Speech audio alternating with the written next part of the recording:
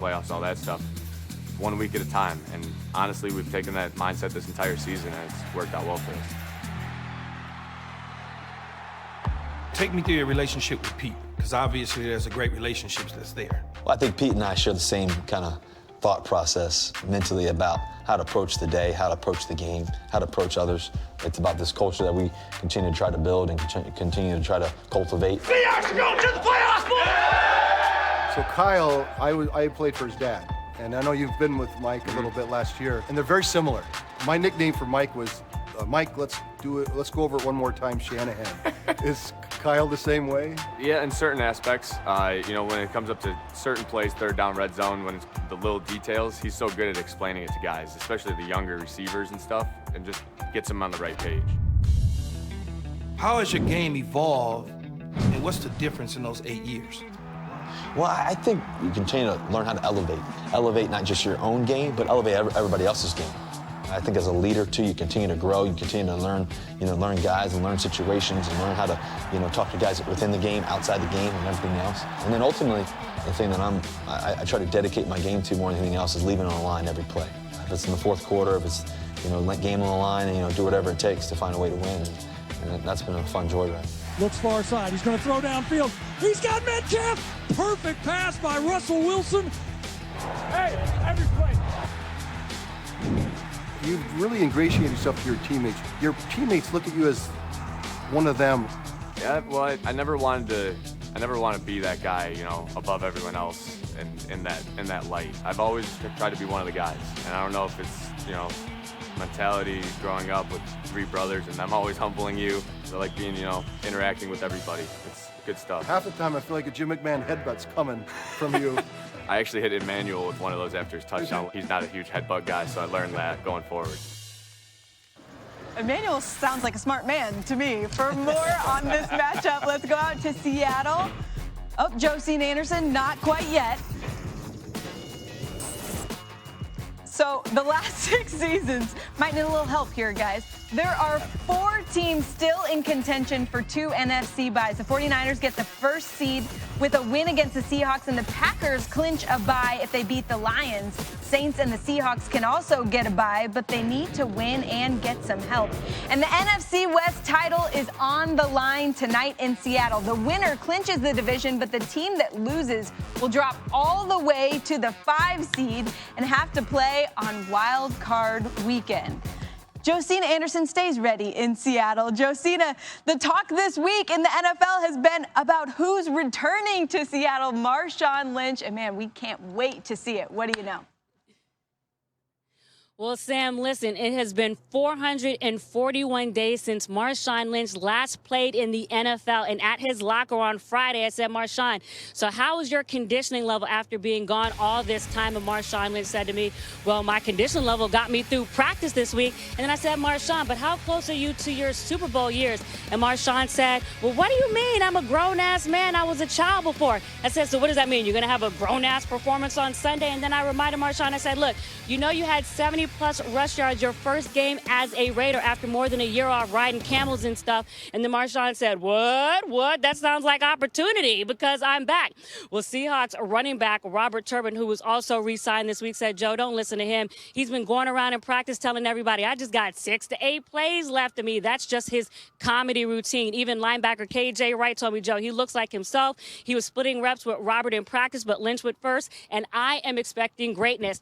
Now, as for 49ers cornerback Richard Sherman's reaction to the media craze surrounding Lynch's return, let me tell you, Sherman had a very serious tone saying, look, we are unconcerned. We'll defend him if he even plays. We're leaving all that rah-rah nonsense to them because that's what they need to get themselves up. As for us, it is just another game.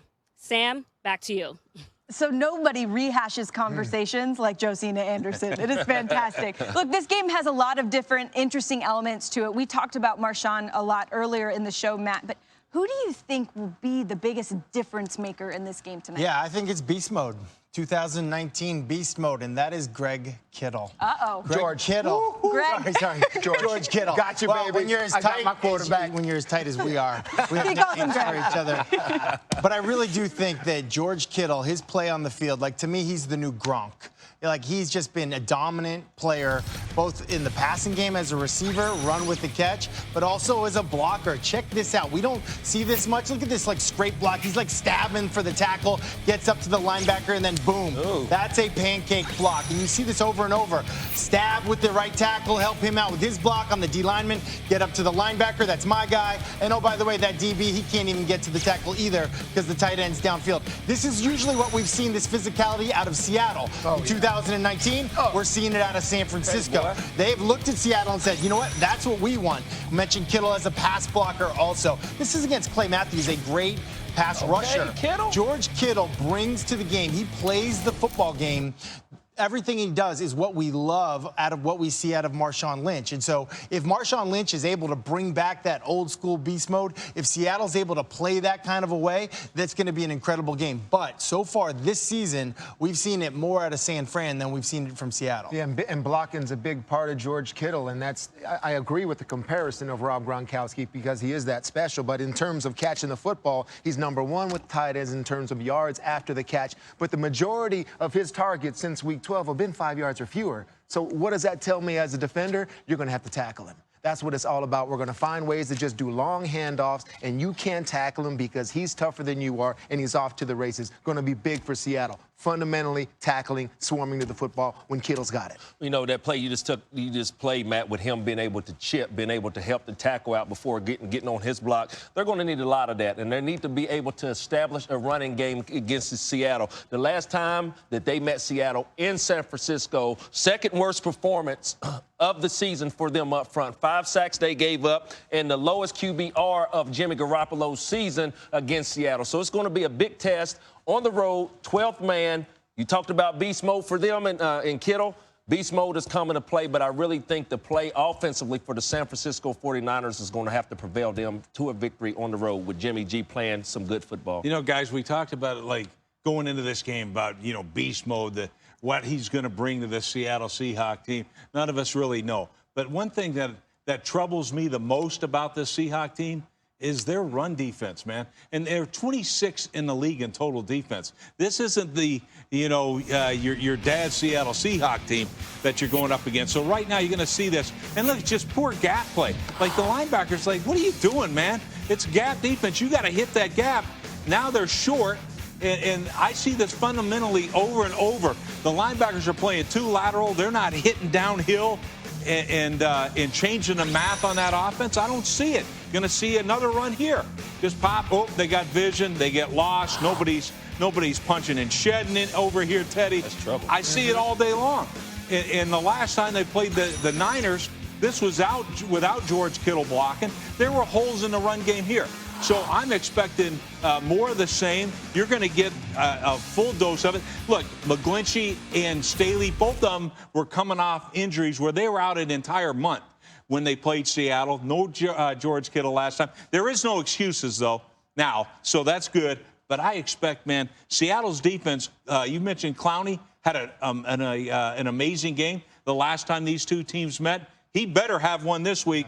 Or San Francisco is not only just going to win this game, they're going to run them out of the stadium. Because the more we talk about this game, guys, the more I think it's going to be an offensive shootout. Because since Thanksgiving, this San Francisco 49er defense has been terrible. In all of the critical situations, scoring defense, third down, red area. I don't know what happened because earlier in the year, I'm thinking, all I got to see is Garoppolo and what he can do in pressure situations. And he showed me in New Orleans, right? But because I knew this defense would be steady for him. But that has not been the case. All of the first rounders they have up there on the defensive front, they've been non-existent, all right? The defense as a whole is playing poorly. They have to step it up. So, Teddy, to you, does that take them out of Super Bowl contention if their defense isn't playing well down the stretch? It puts more pressure on who I don't want more pressure on, and that's Garoppolo. Yeah. I want him to be a complimentary piece, Sam. I don't want him have to say, now my defense is giving up 29 a game. I got to score 30. That's when your season ends. The good thing for them today, though, is that the Seahawks defense is so banged up that if the running game is working for San Fran, which we've seen it work